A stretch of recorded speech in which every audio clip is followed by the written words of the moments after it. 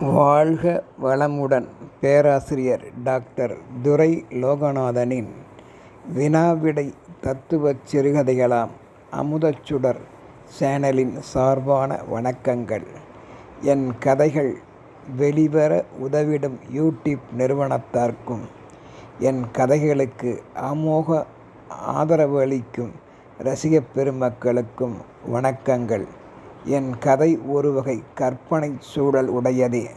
வாருங்கள், இன்றைய சிந்தனை ஓட்டமாம் நாம் கெடுவது எல்லாம் என்னும் சிந்தனைக்குரிய தலைப்பு.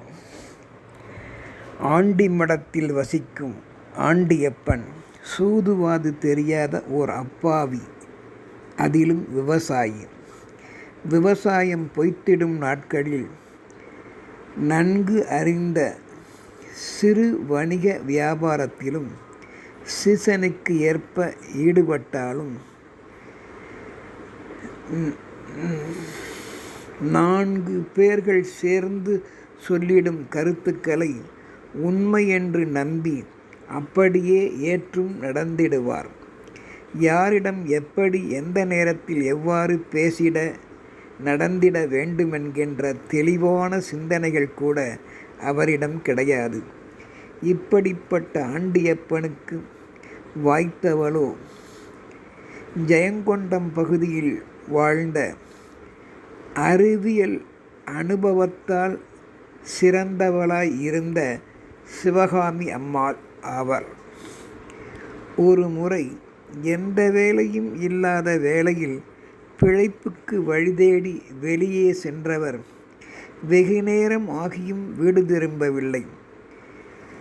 சிவகாமியோ 2 கட்டான் மனுஷனாயிற்றே, என் கணவர் எங்கே போய் என்ன செய்கிறாரோ, எவரிடத்தில் வாய் கொடுத்து மாட்டிக்கொண்டுள்ளாரோ தெரியவில்லையே, யாராவது இவரிடம் வந்து கண்ணீர் சிந்தி யாசகம் பெற நினைத்தாலும் கூட இவரால் அதையும் தாங்கிட முடியாமல் உதவி என்ற பெயரில் பாக்கெட்டில் உள்ள கை செலவுக்கு என்று இருப்பதையும் கொடுத்துவிட்டு வந்து விடுவாரே. இப்படிப்பட்ட தன்மை உடைய இவர்க்கு உலகத்தின் ஏமாற்று போக்குகள் யாவற்றையும் விளங்கிடாமல் உள்ளாரே என்று சிவகாமி அம்மாள் கலங்கிடாத நாட்களே கிடையாது. தவளை தன்வாயால் கெடுவது போல யாரேனும் அவர் மீது இரக்கப்பட்டு நடிப்பதையும் நம்பாமல் தன் பொருட்டு கேட்கின்றாரே என்று நம்பி மடை திறந்த வெள்ளம் போல தன் மனதில் உள்ள யாவற்றையும் மறைக்காமல் கொட்டி தீர்த்து விடுவது என்பது மட்டும் அறிவில் சிறந்த சிவகாமி அம்மாளுக்கு எப்பொழுதும் தாங்கிக் கொள்ள முடியாத சூழ்நிலைதான். கணவனை பற்றி நினைக்கும் போதெல்லாம் வேதனையே. கடவுளே, இரகசியம் என்பது இவரிடம் துளியும் கிடையாதா? எதை கூற வேண்டும், எதை கூறக்கூடாது என்பது கூட தெரியவில்லையே.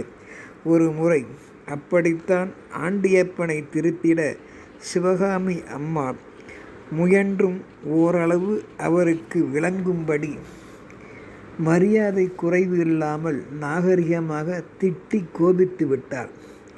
அதே வருத்தத்துடன் வெளியே சென்ற அவரை ஊர் நிலவரத்தை அறிந்திடும் வேலையில்லாத திண்ணை துங்கிகள் சிலர் அவர் வாயை கிளறிட யாரிடம் சொல்கின்றோம், என்ன செய்கின்றோம் என்ற நினைவு கூட இல்லாமல் உள்ளதை உள்ளபடி தன் மனைவி திட்டியதையெல்லாம் அவர்களிடம் பகிர்ந்து ஆறுதல் தேடியுள்ளார்.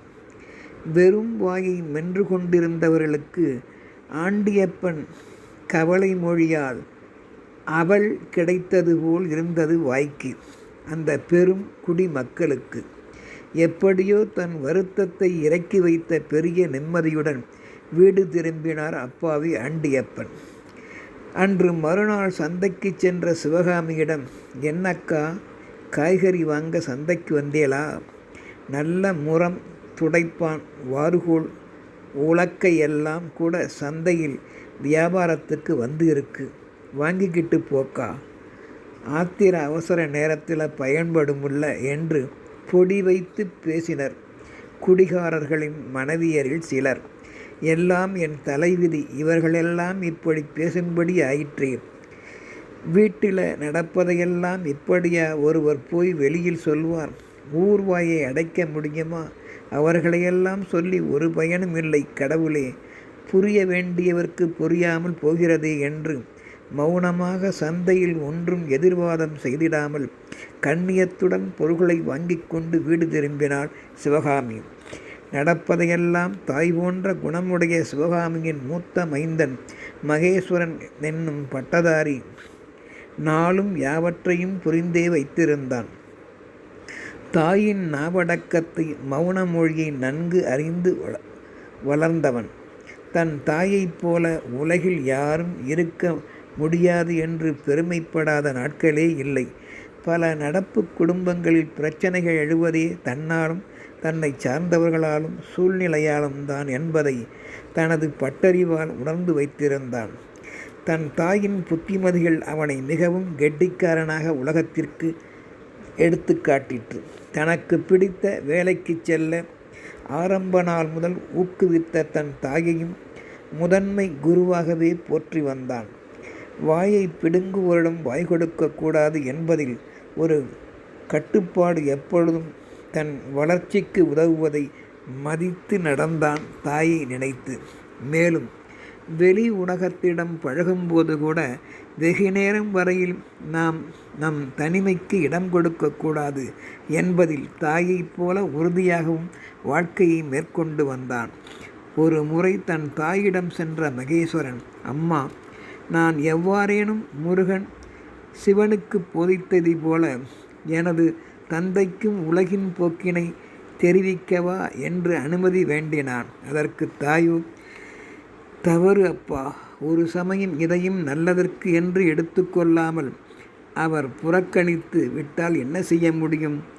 ஒருவருக்கு தானே பட்டு திருந்தும் வரையில் நாம் காத்திருப்பதும் நல்லதற்கே. மகன் வந்து நமக்கு புத்தி சொல்கிறான், காலம் கெட்டுப்போச்சு என்று இதையும் போய் யாரிடமாவது சொன்னாலும் சொல்வார். சிலரது இயல்பு ஊக்கங்களை எல்லாம் திருத்துவது என்பது வேளுக்கு இறைத்த நீராகத்தான் முடியுமப்பா. உலகில் பலருக்கு தங்கள் ஆணவத்தால், ஏன் அவர்களுக்கென்று முன்பே விதிக்கப்பட்ட கர்மாவாம் தலைவிதியால் நடப்பது நடந்தே தீருமல்லவா. எல்லாம் ஒரு வகையான சித்து விளையாட்டே அப்பா. நாம் நினைப்பதையெல்லாம் அப்படியே மற்றவர்களும் ஏற்பார்கள் என்று எதிர்பார்க்கவே கூடாது. சும்மா இருப்பதே சுகம். பலருக்கு வாழ்நாளில் பிறரது நல்லாசிகள் கிடைத்தால் கூட கெட்ட கர்மா பிடிப்பு இருந்துவிட்டால் விடாது கருப்பது என்பது போல் அவர்களை துரத்தியே நோக அடிக்க வாய்ப்பினையும் அந்த கர்மா எதிர்பார்க்கும். நல்லவர் அப்போது அங்கே தூய சிந்தனையுடன் அப்படிப்பட்டவர்கள் மத்தியில் அவர்கள் திருந்த வேண்டும் என்கின்ற நினைப்புடன் ஒரே ஒருவர் மட்டும் மௌனமாக இருந்தாலே போதும். அப்படி மௌனமாக இருந்தாலே போதுமானது. நல்லவரின் வாய் பேசாத, செயலில் காட்டாத அந்த மௌனத்தின் மகிமை அவ்விடத்தில் எல்லாரையும் நிச்சயம் பரவி காப்பாற்றியே தீரும். அதுபோலவே எல்லாருக்கும் பெய்யும் மழை என்பது போல, அதுபோலவே ஒருவருக்கு நேரம் சரியில்லை என்றால் சும்மா இருந்தால் கூட பிறர் வழியில் துன்பங்களை கொடுக்க பிறப்பின் போதே நம்முடன் இருக்கும் கர்மா எதிர்பார்த்து காத்திருந்து தூண்டிவிட்டு நம்மை வேடிக்கை பார்க்க வைத்துவிடும். அப்போது நாம் யோசித்து விதியை மதியால் வெல்லும் உபாயத்தை கடைபிடிக்க மௌனமாக இருந்தாலே போதும். துன்பங்கள் நம்மை அண்டவே அண்டாதப்பா. புரிந்துகொள், அவசரப்படாதே, தந்தையிடம் எதையும் கேட்காதே. மேலும் ஒன்று சொல்கின்றேன், அடம்பிடித்து அழுது சாதிக்கும் நபர்களை மட்டும் ஒன்றும் செய்யவே முடியாது. நடிப்பவர்களை அடையாளம் கண்டு அவர்களின் குணங்களை மாற்றவோ அல்லது அவர்களிடத்தில் உள்ள நாம் அறியாத சில குணங்களை கண்டு பாராட்டாமலும் பேசாமலும் இருப்பதோ கூடாது. பேச வேண்டிய நேரத்தில் பேச வேண்டிய இடத்தில் பேசாமலும் இருப்பதும் தவறு. இடம், பொருள், ஏவல், சூழ்நிலை அறிந்து நாம் நடந்து கொள்வதும் மற்றவர்களின் நியாயங்களை ஏற்காமல் இருப்பதும் மாபெரும் தவறாகும். ஏற்பதை ஏற்றும் தள்ளுவதை தள்ளியும் வாழ்வதே நல்லவர்க்கு அழகு. எந்த இடத்தில் பயிர் வளருமோ அந்த இடத்தில் நல்ல விதைகளை ஊன்றுவதே வாழ்வின் அர்த்தங்களாகும். நாம் யோசிக்காமல் செயல்படும் யாவும் புத்தி சொல்வதை மனது ஏற்காமல் பிறர்க்கோ நமக்கோ நன்மையை தராது என்று சிவகாமி தன் மகனுக்கு மந்திரங்கள் போதித்தாள். மறுநாள், மகனே மகேஸ்வரா, நீ எதையும் ஒழிவு மறைவு இல்லாமல் என்னிடம் கேட்டு செய்வாய். அதனால் பிறப்பிலேயே ஆர்வம் இருந்த உனது பணியில் நீ தற்போது சிறந்து விளங்குகின்றாய். நம்மால் எது முடியுமோ அது மட்டும் ஏற்றுச் செய்வதே நமக்கு வளர வளர ஊக்கமளித்து நம்மை மேம்படுத்தும் என்றதும், அதற்காக அம்மா மறுபடியும் இப்படி உதாரணம் சொல்றீங்களே என்றதும், ஆமாம்ப்பா, இங்கே பாரு கண்ணு, உன் தந்தையோ பிறப்பு நாள் முதல் எதிலும் ஊக்கம் கொள்ளாமல் தள்ளியே வாழ்ந்து உள்ளதாக எனக்கு தெரிய வந்தது. அவர் செய்ய ஈடுபட வேண்டிய வேலைகளை அவருடன் பிறந்தவர்கள் எடுத்துக்காட்டி செய்து விடுவதால் உன் தந்தைக்கு எந்த வேலையிலும் நாட்டமும் இல்லை. அப்போது சந்தர்ப்பமும் அவருக்கு கிடைக்கவில்லை. அதனால் உலகமும் புரியவில்லை அப்பா. கைத்தொழில் ஒன்றை கற்றுக்கொள் என்பதில் கூட நாட்டமில்லை.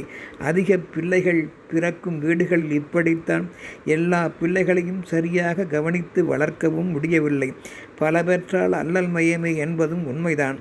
அந்த சூழலில் வளர்ந்தவதான் உன் தந்தை என்பதை வாழ்நாளில் நான் போக போக படிப்படியாக இப்போது நான் தெரிந்து கொண்டேனப்பா.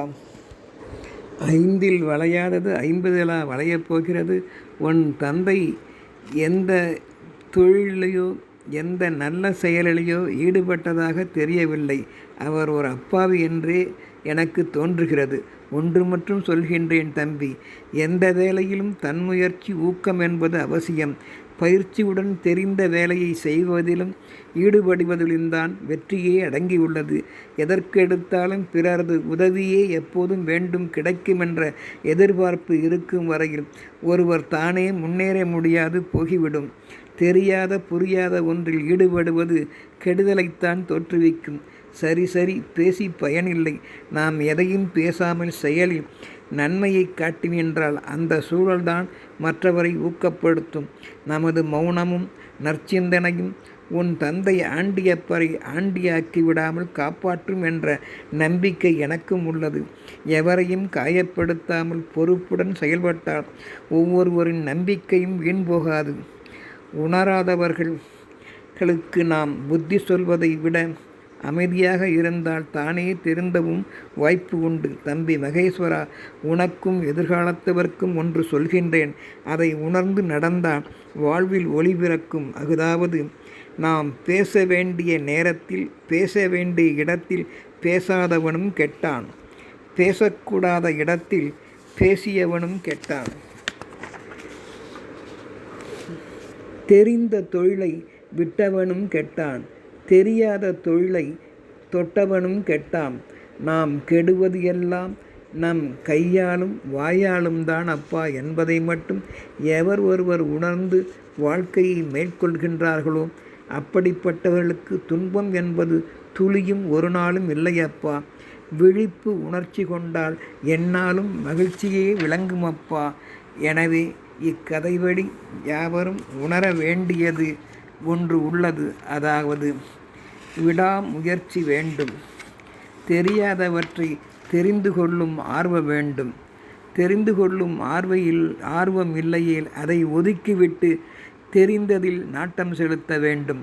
நாம் கெடுவது எல்லாம் தெரியாத ஒன்றை தொடுவதால் சேர்வதால்தான். யோசித்து வாழ்வோம். வாழ்க வளமுடன்.